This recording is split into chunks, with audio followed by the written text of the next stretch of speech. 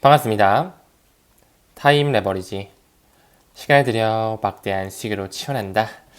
날씨가 정말 엄청 춥네요. 그쵸? 감기, 독감 요즘 유행이라고 하는데 조심하셨으면 좋겠고요. 오늘도 함께 성장해 주셔서 대단히 감사드립니다.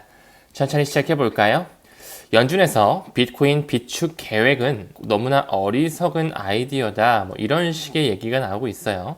혹시라도 이 기사를 보고 여러분들께서 뭔가 좀 두렵다거나 이거 하락 오는 거 아니야? 미국에서 비트코인을 아예 안 받아들일 수도 있겠는데? 라고 생각하신다면 조금 더 연준이라든지 미국을 지배하고 있는 빅테크 회사, 핀테크 회사들의 뒷배에 대해서 공부를 할 필요가 있다고 생각합니다. 연준, 이 페드 같은 경우 겉포장지만 봤을 때는 미국의 중앙은행이죠. 하지만 내면을 봤을 때는 사립은행의 집합체라는 거, JP모건이나 웰스파고, 시티은행, 뱅크 오브 아메리카, 골드만삭스 이런 월가의 금융 세력들이 연준의 지분을 100% 가지고 있거든요. 그리고 그들의 뒷배를 봤을 때 블랙록, 뱅가드, 스테이트 스트리트, 피델리티 이런 유대계 자본이 엄청나게 끼어들어가 있다는 것을 꼭 아셨으면 좋겠습니다. 이건 지금 하나의 말에 불과하죠. 우리는 그들의 말보다는 행동에 집중하자라고 말씀을 좀 드렸는데요. 많은 고래들은 최근에 좀 단기 조정이 있었습니다. 그렇죠? 비트코인을 필두로 해서 알트코인들은 오른 것도 없는데 계속 좀 빠지는 듯한 국면을 처하다 보니까 수익률이 점점 떨어지는 것을 느끼셨을 텐데요. 그 세력들은 역시나 가격을 드라이빙하면서 꾸준하게 뒤에서는 매집하고 있다는 것을 꼭 알아주셨으면 좋겠습니다. 또한 미국의 CFTC죠. 상품선물거래위원회 위원장을 세대 교체할 준비 또한 이루어지고 있는데요. 보게 되니까 크라켄의 최고 법률 책임자 이 마르코 산토리도 후보에 올라왔고요. 친암호화 성향의 CFTC의 위원인 서머 머싱어도 후보로 올라와 있고요. 전 미국 CFTC의 위원이었던 브라이언 퀀텐츠 역시 유력한 CFTC의 위원장 유력 후보로 올라오면서 지금 현재 면접이 또 이루어지고 있다라고 합니다. 우린 이런 말에 집중할 게 아니라 그들이 뒤에서는 어떻게 행동을 취하고 있고 고위급 인사들을 어떤 식으로 바꿔가고 있는지 이제 CFTC 위원장도 조만간 누가 됐다고 지명이 되겠죠?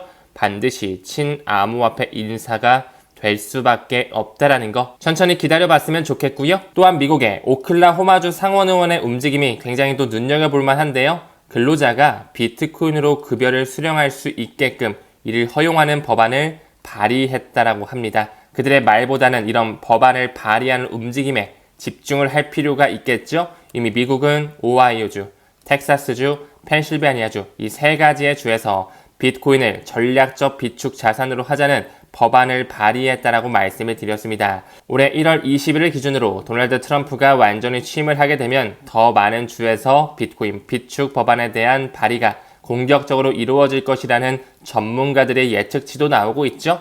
그들끼리의 개미 털기, 시간 끌기가 조금 나올 수 있어도 우리는 끝까지 투심을 이어갈 필요가 있고요. 2025년은 물이 들어오는 시기라고 말씀을 드렸습니다. 다음 기사 봤을 때 요즘 뱅크 오브 아메리카가 굉장히 많이 거론이 되네요. 리플 블록체인 내부 결제 시스템으로 사용한다.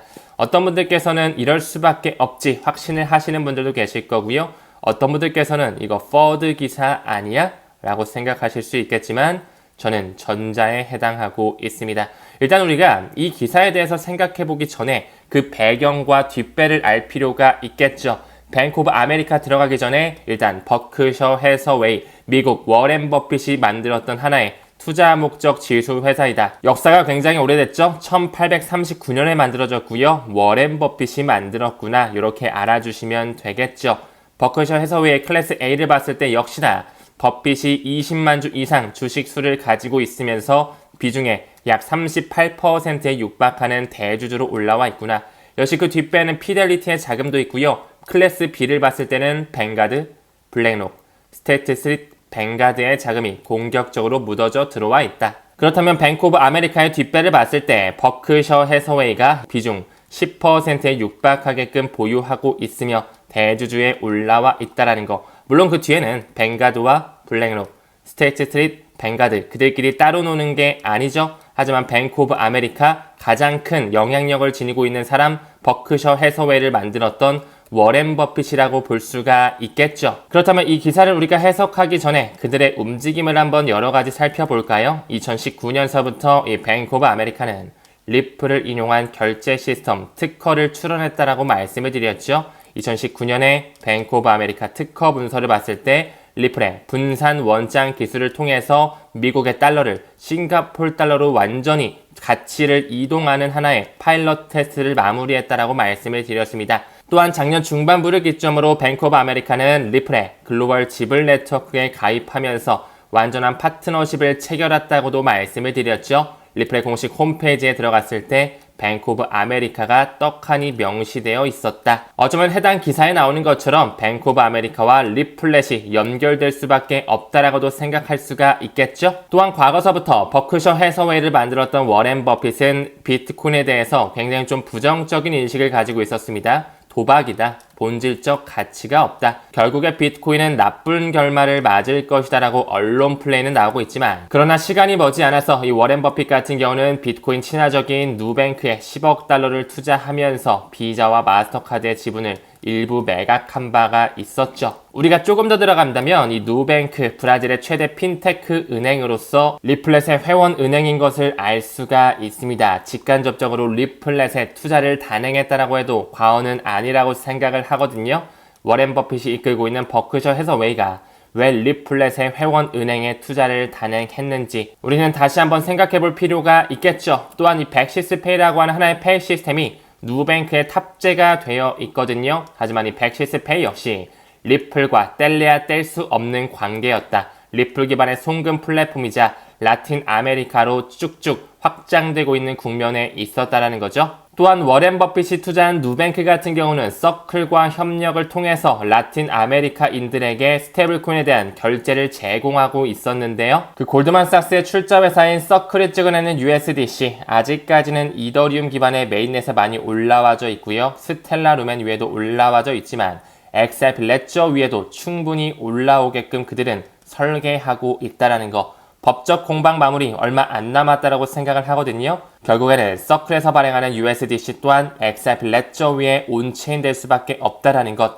천천히 기다려봐 주셨으면 좋겠습니다. 그렇기 때문에 이 뱅크 오브 아메리카 대주주인 버크셔 해서웨이는 리플렛의 회원사에 투자했었고, 2019년에는 리플의 분산 원장 기술에 대한 결제 특허 출원까지 완료했다. 이제 3월 11일 기준으로 모든 미국의 은행들이 페드나우 서비스 ISU2002 메시징 표준을 탑재하죠. 결국에는 그들끼리의 결제 시스템에 리플 블록체인, 리플렛을 탑재하면서 XRP가 브릿지 통화로 활용될 수밖에 없겠죠. 천천히 긍정적으로 기다려봤으면 좋겠고요. 또한 2023년 1월에는 머니그램 잘 알고 계실까요? 세계 3대 송금 회사 중 하나인데요. 머니그램이 리플과 손을 떼고 스텔라 루멘과 손잡은 것처럼 보이지만 머니그램 역시 자동화된 국경 간 결제 처리를 위한 시스템으로서 리플을 명시하면서 특허를 출원했다라는 거. 여기 왜 XRP 레저의 생태계가 들어가고 XRapid, XRP를 직접적으로 활용하는 솔루션을 인용하고 있는지, 미국의 달러를 멕시코의 페소로 옮겨지는 파일럿 시스템 이미 완료가 됐다라는 것을 확인할 수가 있습니다. 또한 지금 머니그램 같은 경우는 뭔가 리플과 겉으로는 손을 뗀 것처럼 보이지만 방글라데시의 최대 송금 기업이죠. 비캐시와 함께 파트너십을 맺고 있다라는 거. 그 비캐시는요, 리플렛을 탑재하고 있습니다. 그리고 비캐시의 모회사 브락뱅크가 있거든요. 이 브락뱅크 역시 전 세계를 아우르는 송금망을 보여주고 있으면서 리플과 직접적으로 파트너십 관계라는 거. 왜 머니그램은 겉으로는 리플과 손 뗀 것처럼 보이지만 특허까지 가지고 있으면서 비캐시와 브락뱅크로 리플렛을 연결짓고 있는지 우리는 공부를 반드시 수반하면서 가치에 집중을 할 필요가 있습니다. 또한 골드만삭스의 The Opportunity in Payment, 결제의 기회라고 하는 하나의 논문에서 서클과 코인베이스 그리고 리플을 과거부터 명시하고 있었다라는 거. 리플 뭐라고 하는지 잠깐 좀 보고 갈까요? 전 세계 국경 간 결제 실시간으로 처리가 가능하다.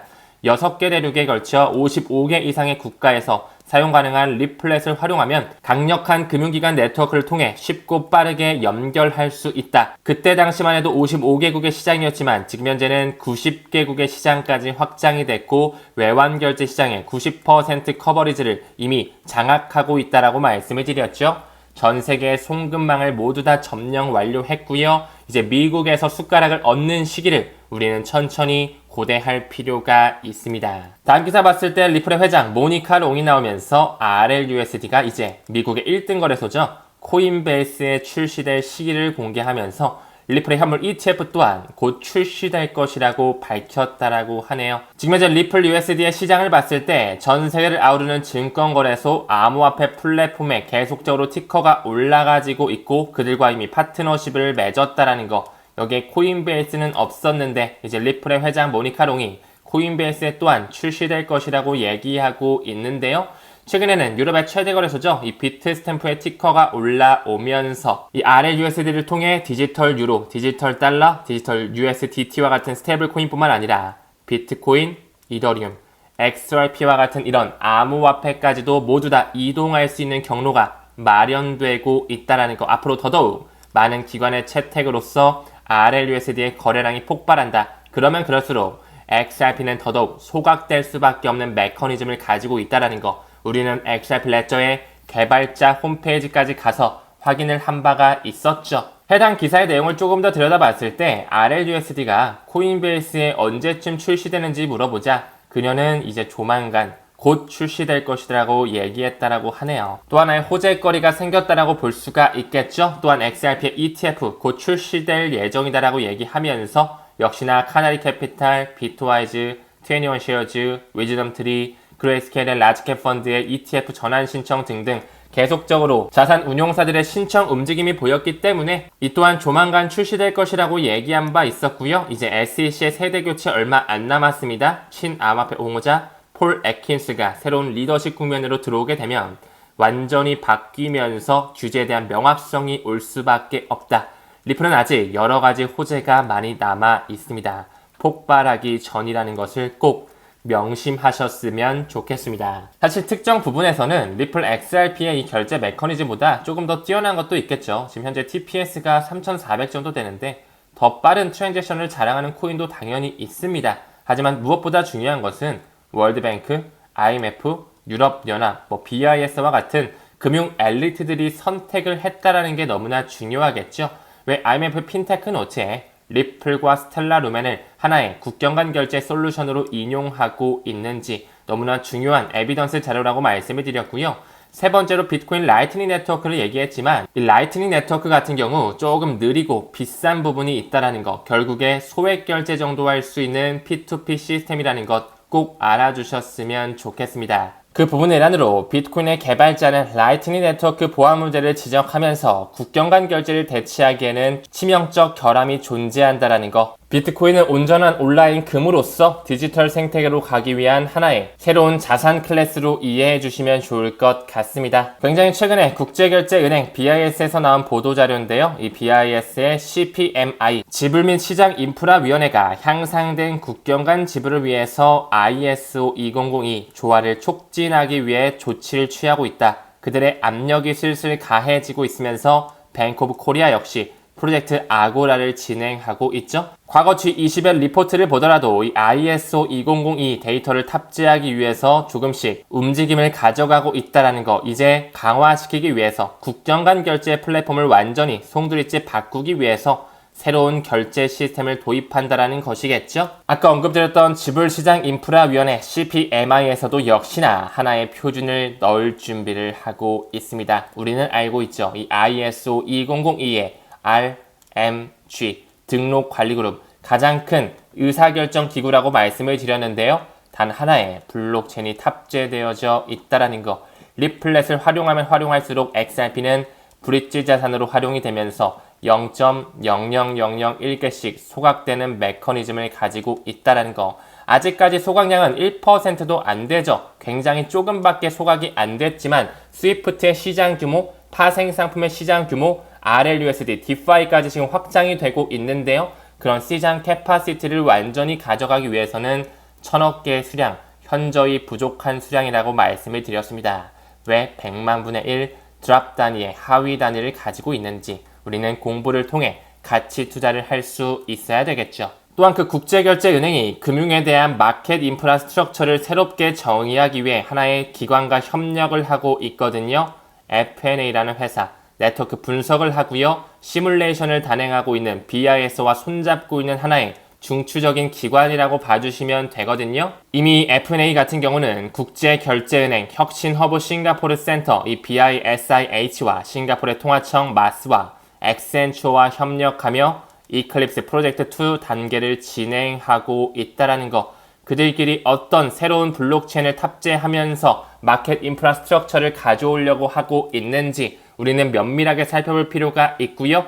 이 F&A는 이미 여기 나와 있는 미국의 중앙 세력들과 손을 잡고 있다라는 거. 바로 미국의 재무부와 국방부와 손을 잡고 있다라는 것이죠. 과거부터 리플과 SEC의 소송은 하나의 자작극이다. 쇼였다는 것을 확인할 수가 있고요. 그들뿐만 아니라 여기 보니까 페이먼트 캐나다, 푸날리티, CME, UK 파이낸스도 들어와 있고요. 역시나 리플 또한 등재가 돼 있었다라는 거. 이미 ISO 2002를 탑재시키면서 하나의 블록체인을 탑재하기 위해 과거서부터 프로젝트를 단행해 왔다라고 볼 수가 있겠죠. 이 F&A의 공식 문서를 봤을 때도 굉장히 복잡했던 금융 시스템을 블록체인을 가미시키면서 인터레저 프로토콜과 분산 원장 기술을 넣으면서 이제 RLUSD가 엄청나게 또 활성화가 될 텐데요. 여기 나와 있는 노스트로와 보스트로 문제를 완전히 해결할 수 있는 유동성 최적화 솔루션 리플 XRP가 브릿지 커런시로 들어갈 수밖에 없다라는 거.